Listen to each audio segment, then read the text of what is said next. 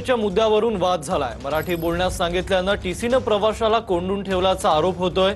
तासभर प्रवाशाला आरपीएफ कार्यालयात कोंडल्याचा आरोप करण्यात आलाय।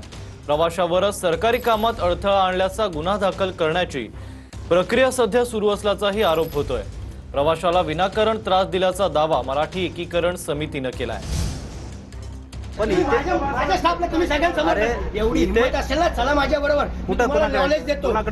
चला उठा, चला जाऊ, चला जाऊ आपण। इनका भाषा का मैं पूरा कर देता हूं। तुमच्या आम्ही तुम्हाला मराठीत भाषा तुम्ही या सेवेसाठी दिले। तुमच्याशी बोलायला चला कोणाकडे मोबाईल मधलं व्हॉट्सअप का हिंदी मध्ये ते सांगा मला। ते विषय नाही, तुम्ही महाराष्ट्र राज्यात तुम्ही काम करताय, आम्हाला मराठीत भाषा पाहिजे, मराठी सेवा द्या। कोणाशी काय बोलायचं, आम्ही फक्त मराठीत सेवा मागतो तुम्हाला। सेवा तो बोलला का नाही देत? नाही बोलत ना तो, तेच नाही बोलत होता तर तुम्ही माझ्याकडे बोलायचं। तुम्हाला तेच म्हणलं। म्हणजे आपल्याकडे रेल्वेमध्ये हत्या होते तेव्हा यांना कोणाला पकडायचं हे होत नाही, परंतु एक आपला सामान्य माणूस त्याला 2 तास इथे पकडून आणतात लगेच।